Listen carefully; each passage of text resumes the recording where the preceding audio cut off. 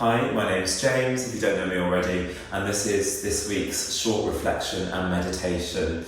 A lot of you have been doing these recordings with me, and I don't know when you do them during the week exactly, but I hope that they're helpful. And they're drawing on sources of inspiration that vary from music to literature, to all different kinds of threads, or sutras, I suppose, in the yoga world we might say, that might inspire us and give us a different perspective of looking at our experience in the present moment. And one of those big sources of inspiration that is so abundantly obvious at the moment is nature. And here in Cambridge at least, the days are getting a lot warmer and brighter and longer, and the earth is kind of opening up to us as you see lots of snowdrops everywhere and daffodils getting ready to come into bloom. And I definitely felt it yesterday when I went for a cycle and came back and couldn't stop sneezing and scratching my eyes because there's a lot of pollen in the air. And there is something wonderful about how nature and nature's seasons, they come and they go, and there is a rise and a fall, and that is so relevant to our experience of mindfulness when we're always looking at how our attention wanders, how our breath rises and falls, how there is a coming and going of the mind, of a physical sensation in the body, of an emotion. Maybe it's a small thing, maybe it's a wave, maybe it's wild and untamed, and maybe even quite threatening. But there might be some comfort in this idea that all things come and all things go if we don't seek to push them away or to hold on to them. And change can be very threatening. We've lived during a period of time recently of constant change where we don't necessarily feel like we are in control, and where new regulations have been thrown at us left, right and centre, and it is hard to constantly adapt, especially if we're holding on to this idea that we need to be in control, because we really haven't been.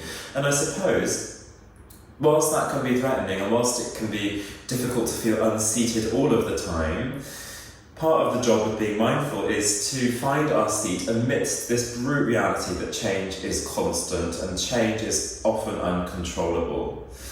And actually it's our nature though to be constantly changing, because we are constantly moving. It's in our nature to move, and it is our nature to move and to be moved. So there's something perhaps reassuring about that too.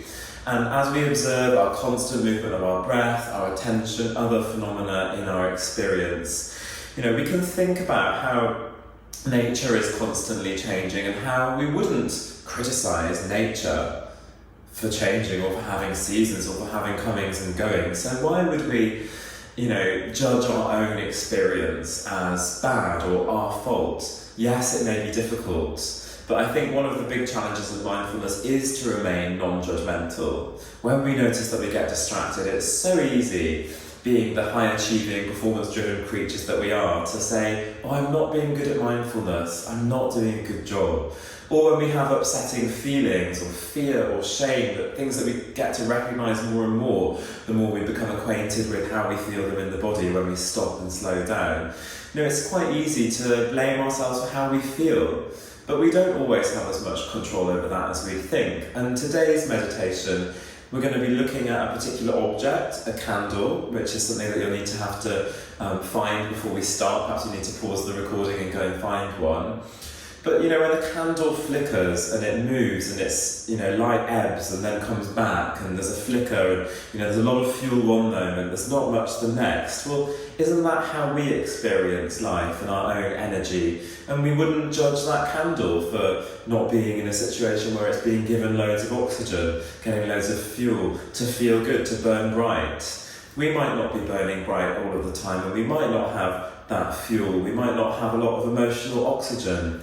And whilst we can sort of think over time about positioning ourselves in our life that we do get this, that we can maybe set ourselves up well for a feeling of well-being and a healthy emotional and mental life, as well as physical life, I think that it's important, as we come to this practice, just as we are, to recognise that that isn't always in our control, and it is okay to have your light ebb out sometimes, to be blown around in the wind here and there. And we wouldn't judge nature for being too wild. That's one of the great things we love about the natural world. We wouldn't judge the candle for flickering in the wind or the tides for turning. So why would we judge ourselves? Hopefully you enjoy this practice as a source of inspiration. It might not be easy, and I think that people recognise when they come to these practices, as we're moving through these weeks, that we can find it difficult. And that is okay, that is all stuff that's worth noticing. But if it gives you some new way of looking at your experience, an encounter with what it is to be here in this moment, however you're feeling, then that is the success of mindfulness, not finding yourself in a state of bliss immediately. So you'll need to think about getting a candle. You might want to stop your video for a moment, go and fish around in the cupboard for those days when you used to have dinner parties, and you could get a tea light out. Anything will do really. If you're really, really struggling to find anything at all, you could put on your phone, possibly for a few minutes, an image of a candle or a fire. There are lots of virtual sort of backgrounds of fireplaces, videos of flickering fires, which are very therapeutic to watch if you like that. And join me with your candle in a moment.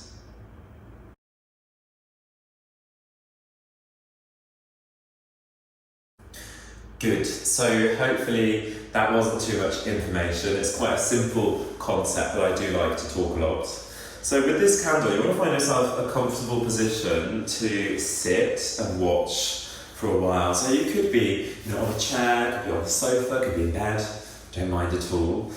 Just have a position where the candle is going to be in your eye line without having to crick your neck very much. So you don't want to be rounded over in pure concentration for ages when it's going to perhaps hurt your spine or hunch up your shoulders. So somewhere in front of you where you can reasonably look without straining. Eye height, great if you've got that available, but bringing your attention towards that flame and that light. And sometimes candles can burn really quite brightly, and you can close your eyelids a little bit and perhaps squint to dim the light and notice how that might hone your attention in on the flickering flame. And once you're there, start to bring yourself to stillness in the body and observe how the breath rises and falls without any particular style of breathing, without it being laboured or audible, just a sense of ease. Now we're going to stay here for a few minutes and let our eyes wander with the light. Let our attention rest with our own inner movements and the movement of that light that, yes, gets pushed side to side, dims and brightens, comes and goes. It's bound by lots of contexts that we can't control, and yet here we are.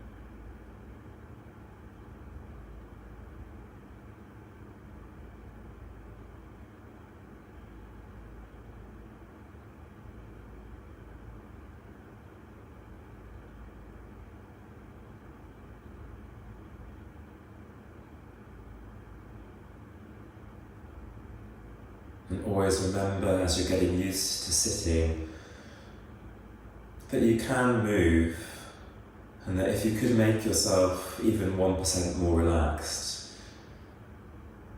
then do.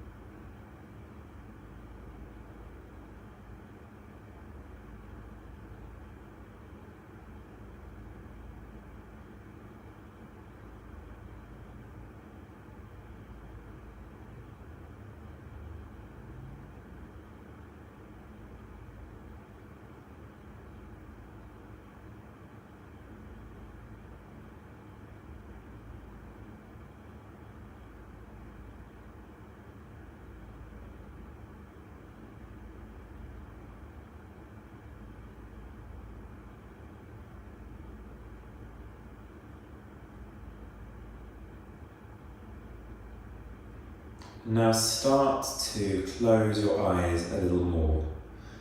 So you're really squinting at that flame. And you try and narrow the space between your eyelids so much that you can almost only just see the light coming through. And don't you feel like that sometimes? It's still there, just a tiny flicker.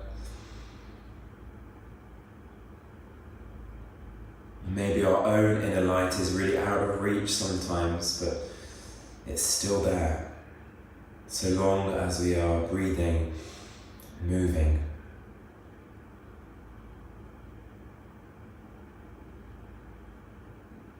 Good, and then slowly close the eyes. Take a bigger breath in. Open the mouth, breathe out.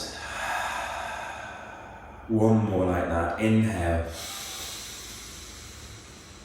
And exhale. Coming and going of the breath. And then slowly blink the eyes open. You're going to make 3 big circular movements with our arms, which I absolutely love doing. I recommend going outside and doing this, especially in the sunshine. Now, inhale, reach the arms out and up and pulling in as you breathe out. Good, so there's a going out, and there's a coming in, and we're there with it all, in the rise, in the fall. Actually do one more here. Good, inhale, reaching out, and knowing that, at the end of one thing comes another season. Bring the hands down, bowing forwards, and ending your practice there for today. Thank you so much for sharing this time, this energy with me, and I hope that you find it useful. Do let me know any feedback or share it with anybody else, and I'll see you again soon.